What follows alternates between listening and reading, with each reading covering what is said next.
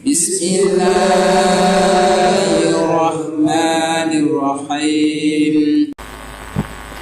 Assalamualaikum warahmatullahi wabarakatuh.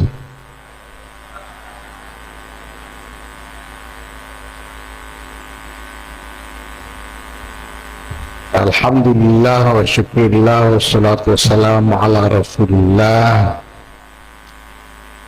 Sayyidina Maulana Muhammad bin Abdullah wa ala alihi wa sahbihi mawala. Amma ba'd, yang mulia Rais Syuriah Pengurus Cabang Nahdlatul Ulama,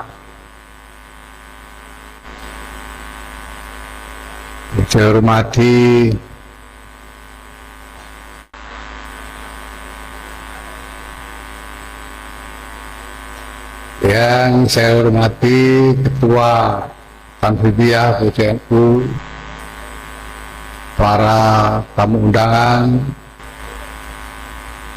dari para pejabat baik sipil, TNI maupun Polri, para tamu dari ormas-ormas, kader-kader NU, para pimpinan MBC dan ranting yang hadir,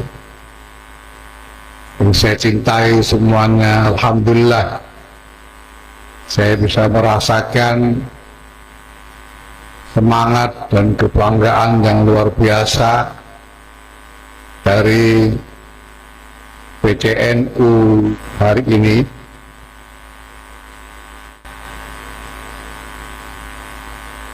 Ya, alhamdulillah, ini semangatnya udah kayak semangat waliman saja.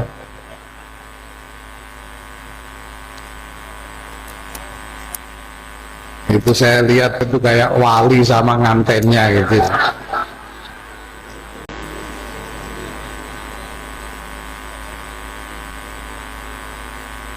Nah, ini memang penting ya, penting sekali bahwa tamsil ini penting, bahwa terbentuknya kepengurusan apalagi sudah dilantik ini bukan sekedar baiat kepada organisasi, tapi juga akad. Bukan hanya baiat, tapi juga akad, termasuk akad di antara sesama pengurus. Nah, sebagaimana akad nikah, namanya orang akad nikah masuki rumah tangga, tidak mungkin tidak ada masalah, tidak mungkin tidak ada masalah, pasti ada masalah, pasti. Jangan kasihin dong dari kopi keliru dikei uyah apa gimana gitu, pasti ada aja masalah, ada saja masalah. Tapi masalah apapun tidak boleh menjadi alasan untuk berpisah.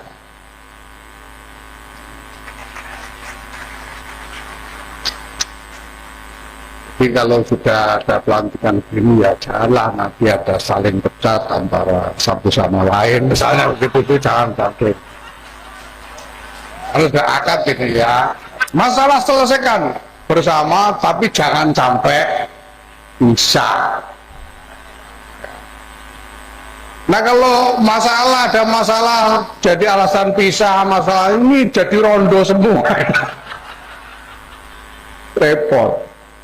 Ya, apalagi Hadratus Syekh Muhammad Hasyim Asy'ari telah berpesan tandas sekali, fadkhuluha bil mahabbati wal widad wal ulfati wal ittihad wal ittisali bil arwah wal ajsad.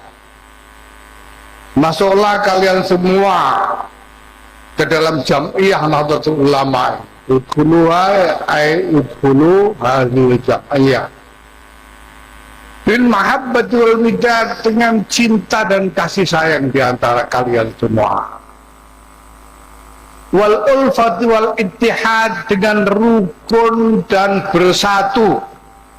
Rukun dan bersatu. Rukun itu tidak berarti ada masalah, tidak ada masalah. Masalah ada, tapi rukun itu artinya masalahnya diselesaikan bersama.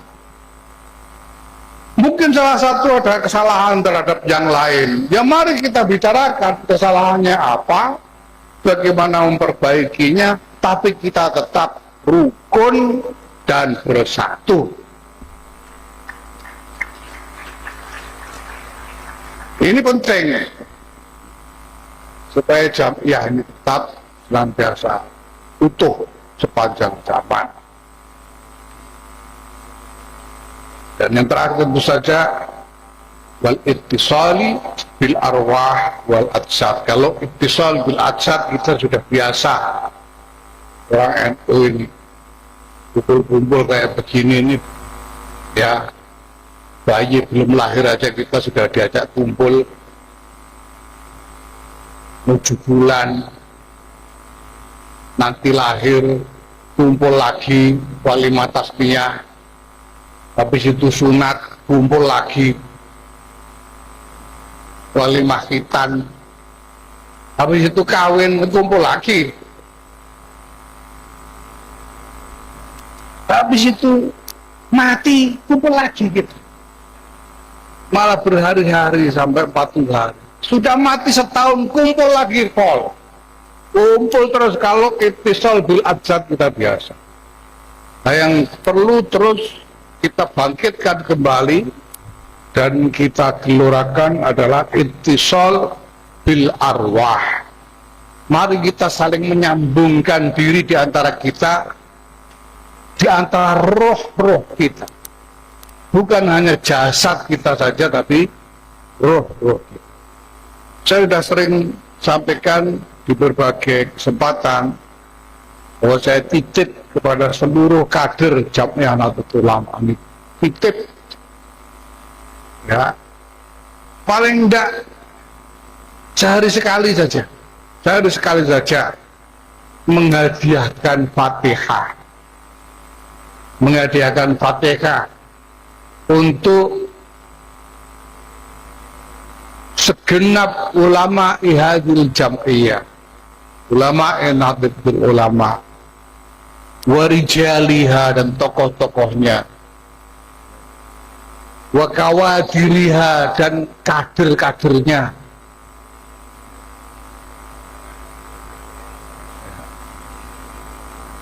Iya, kalau kita lihat di kamus-kamus itu kader itu jamaknya kawadir. Padahal kalau apa namanya, kalau dilihat bahasa Arab aslinya, ya, kawadir itu dari kader. Ini kader-kader apa bangsa butek-butek ini kawadir. Tapi insya Allah ini kader-kader yang jernih dari Jamiah Nahdlatul Ulama wa jamaatihad, saja jamaah Nahdlatul Ulama, supaya kita semuanya bersambung. Karena insya Allah hadiah Fatihah itu akan menyambungkan roh kita satu sama lain. Itu sebabnya kalau tahlil apalagi ziarah kita menghadiahkan Fatihah supaya menyambungkan roh kita dengan yang kita tahlilkan. Fatihah itu tidak hanya boleh dihadiahkan ke orang mati saja. Kalau kita ziarah ke Syekh hadiah Fatihah, boleh aja hadiah Fatihah ke Syekh yang masih hidup ini gitu.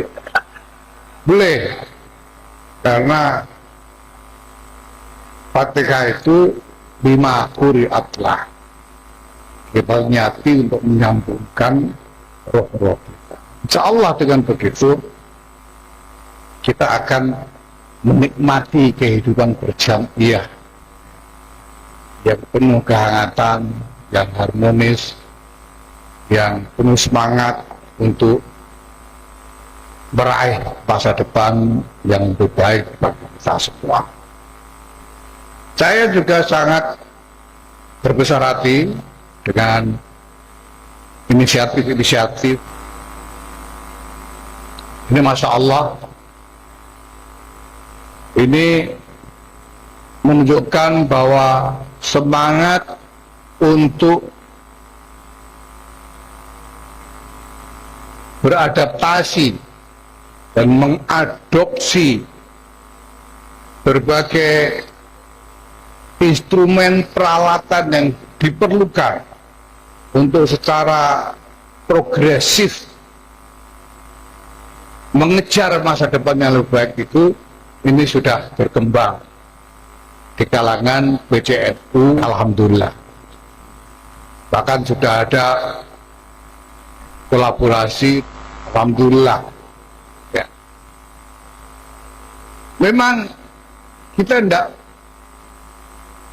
bisa tidak, kita harus memahami zaman ini. Kesadaran untuk memanfaatkan teknologi bagi pengelolaan dan pengembangan jam'iyah ini adalah salah satu tuntutan zaman. Kalau tidak, kita tertinggal dari perkembangan zaman. Apalagi harus diingat bahwa kita ini mewarisi jam'iyah raksasa. Ini jam'iyah bukan sekedar kayak majelis tahlilan. Jam'iyah raksasa luar biasa. Sekarang Nahdlatul Ulama itu menurut survei terakhir sudah ada 57,2% dari seluruh populasi Muslim mengaku sebagai warga Nahdlatul Ulama. Itu berarti 57% dari sekitar 260 juta orang. Berarti sudah lebih dari 130 juta warga. 130 juta. Dan kita ini sekarang sudah punya di samping 38 PWNU, 548 PCNU, kemudian sekitar 7.000 MBC seluruh Indonesia.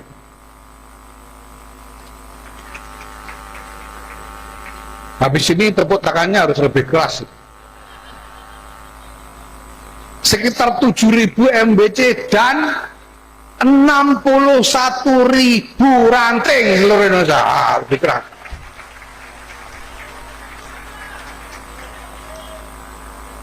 Ya. Sementara itu kita juga kewalasan macam-macam unit layanan, lembaga-lembaga dan lain sebagainya. Sekarang ini ada lebih 28.000 pesantren mengaku berafiliasi kepada NU. Kita punya lebih dari 20.000 madrasah dan sekolah di lingkungan Ma'arif. Ngakunya Ma'arif pokoknya.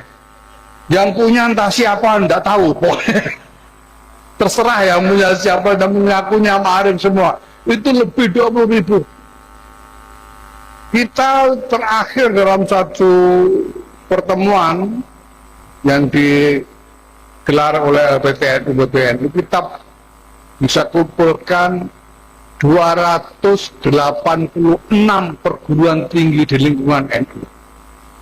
Yang atas nama perkumpulan itu sudah 43 perguruan tinggi, yang lain-lain, pesantren-pesantren, yayasan-yayasan dan lain-lain ini seluruhnya ada 286 perguruan tinggi. Rumah sakit, wallahu alam, saya belum apa datanya. Klinik-klinik pasti banyak sekali, karena setiap saya datang ke PCPC diberitahu bahwa di sini ada klinik, ada 4, ada 3. Walaupun ada cuma 1. Nah, saya belum dengar punya berapa, ini saya belum dengar. Belum ada laporan, nanti saya tunggu laporannya. begitu banyaknya, dan semuanya harus diurus. Semua harus diurus dengan tanggung jawab organisasi. Dan tidak mungkin ini diserahkan aja udah urus-urus sendiri lah, tidak tahu situ. Terserah PB nggak mau tahu kan nggak boleh. Terus warga rantingnya gimana bentuknya udah nggak tahu, PB silakan urus sendiri, tidak mungkin begitu. Semuanya harus dikelola dalam satu kesatuan keorganisasian secara nasional. Mulai dari PBNU sampai ke ranting dan mungkin sampai ke anak ranting. Semuanya harus bisa dikelola dalam satu kesatuan. Tidak boleh tidak. Sebab kalau PBNU misalnya sampai mengabaikan apapun dinamika yang ada di salah satu PCNU di seluruh Indonesia, itu namanya PBNU meninggalkan tanggung jawab, meninggalkan tugas, istilah Inggris itu dereliction of duty, meninggalkan tugas, punya tugas tidak dikerjakan, itu namanya. Karena tugasnya PBNU untuk memperhatikan semua ini, bahkan sampai ke ranting. Apalagi mengabaikan berbagai macam dinamika. Surat nggak ditarget, tidak ditandatangani lama-lama itu aja sama dengan meninggalkan tugas, gitu. Ya. Ini semuanya harus diurus dengan serius. Nah, mengingat ukuran NU yang raksasa ini demikian besar, tidak mungkin lagi NU ini dikelola secara manual, tidak mungkin lagi. Kemarin itu kalau mau ada surat apalagi SK PBNU itu harus ada karyawan yang lari-lari. Kadang-kadang saya dulu Katekam dan saya tinggal di Rembang, SAM-nya Kiai Ma'ruf Amin tinggal di Jakarta. Itu kalau ada surat SK itu karyawan harus naik bis dari Jakarta ke Rembang cuma untuk minta tanda tangan saya. Dan berkas itu dikumpulkan beberapa bulan sehingga tumpuk karuan bisa pegel. Ini tidak mungkin lagi. Ngundang rapat misalnya, harus dikirim per pos, butuh berapa hari. Kalau cabang saja misalnya itu harus ada yang keliling nganter dari rumah ke rumah di antara pengurus yang mau diundang rapat. Tidak mungkin lagi. Itulah sebabnya maka PBNU membangun satu platform digital yang kemudian kita namai Digdaya NU, itu digital data dan layanan NU. Dan ini memang sudah menjadi keputusan Kombes tentang pengembangan platform digital ini, dan sudah ada keputusan pleno, sehingga ini semua ya sekarang alhamdulillah cabang-cabang sudah masuk dalam sistem digital dan kita sudah merasakan manfaatnya. Bagaimana ini memperlancar berbagai macam urusan organisasi dan meningkatkan kinerjanya, ya. Dan sekarang sudah menjadi kebutuhan kita untuk segera memperluas layanan digital ini sampai ke MBC dan ranting. Alhamdulillah sekarang ini kita sudah jadi mesin kecerdasan buatan, artificial intelligence, yang akan kita cangkokkan ke dalam platform digital ini sehingga banyak urusan bisa dibantu oleh artificial intelligence. Kemarin itu masih ada beberapa puluh cabang, ada 70 atau 80 cabang seluruh Indonesia yang kesulitan untuk masuk sistem hanya gara-gara susah nyari admin yang bisa mendaftarkan ke sistem. Sekarang kita sudah jadi mesin artificial intelligence itu yang bisa menggantikan fungsi admin. Sehingga jangan khawatir nanti MBC dan ranting nggak usah nyari admin, karena sudah ada artificial intelligence. Nanti akan kita bagi nomor WA yang nanti bisa masuk, bisa diajak komunikasi seperti chatting WA itu apa saja kebutuhan-kebutuhan dalam administrasi kepengurusan. Insya Allah. Dan ini tidak lama lagi, sekarang sudah jalan, sudah beberapa ratus MBC yang masuk, sudah 700 MBC masuk sistem, dan sebentar lagi, tidak lama lagi kita akan perluas secara masif, karena nanti nomor itu akan dicangkokkan ke WhatsApp. Jadi kayak Meta di WhatsApp itu sekarang kan ada Meta. Jadi itu nanti ada dikdaya di situ, sehingga nanti semua bisa menggunakan dengan mudah, insya Allah. Dan ini akan cepat sekali. Ini semua kita perlukan.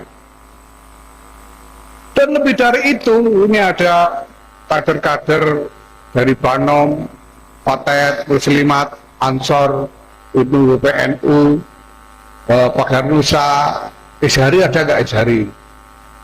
Ada Ishari. Banyak ya, alhamdulillah ini Ishari. Nah, ini semua harus kita jadikan satu dari dalam satu sistem semesta digital NU. Jadi semesta digital NU. Kenapa? Karena kita harus bangun apa yang sekarang disebut sebagai NU Incorporated.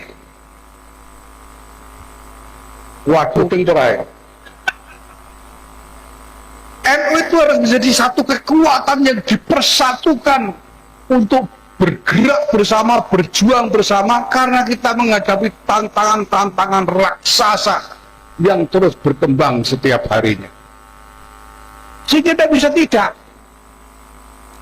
Kita harus bangun wawasan ini. Kita harus bangun strategi, bukan hanya wawasan, strategi untuk membangun NU Incorporated. Semua elemen NU ini harus menjadi satu semua, bergerak bersama, dalam strategi bersama, dalam gerakan bersama untuk mencapai tujuan-tujuan bersama. Tidak ada pilihan lain, tidak ada pilihan lain.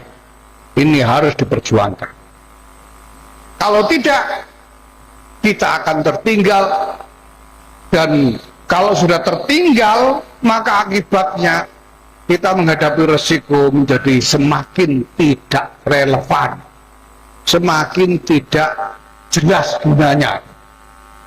Wujuduhu keadamihi, itu tidak relevan, itu artinya wujuduhu keadamihi. Wal iyadu billah, tumal iyad.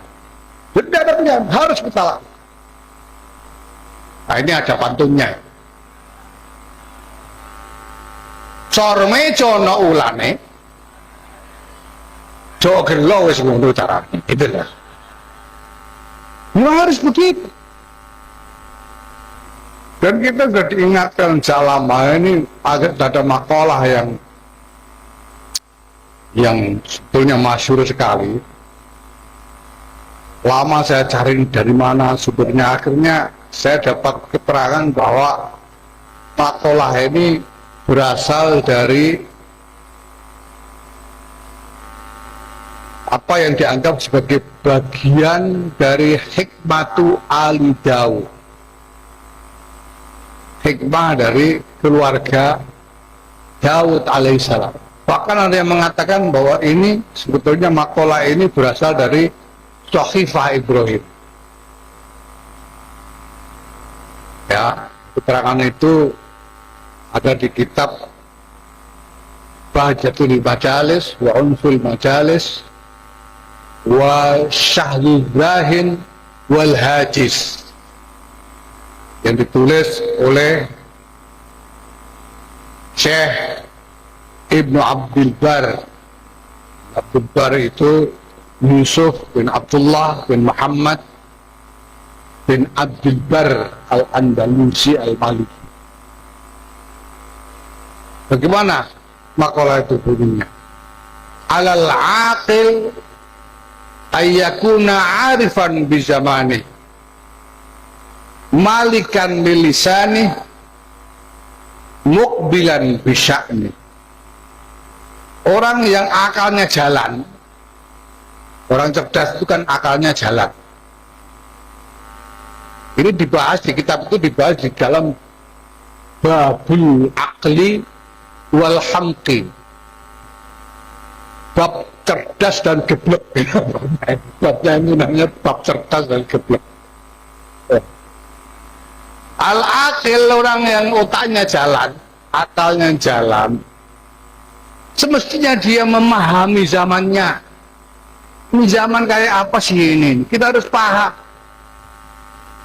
Zaman ini berkembang seperti apa, tantangannya bagaimana, tantangan lokal, tantangan nasional, tantangan global seperti apa, kita harus paham. Kalau tidak paham, namanya otaknya tidak jalan gitu loh. Al-aqil ayakuna arifan di zaman. Malikan lisani, harus pintar di dalam menggunakan lisannya. Ngomong nggak boleh sembarangan. Ngomong tidak boleh asal-asalan, harus penuh perhitungan. Harus penuh perhitungan. Mukbilan bisa nih, harus fokus kepada tujuan masa depan. Jangan mau diganggu, jangan mau dihalangi, jangan mau dicegah-cegah, jangan menyerah, dicegal, terus ke tujuan.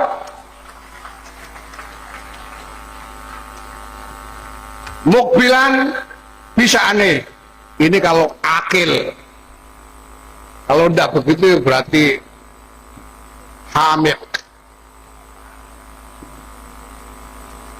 Nah, ini Bapak Ibu sekalian, jajaran pengurus dan kader-kader PCNU, menjadi dasar harapan-harapan besar yang kami tanamkan, kami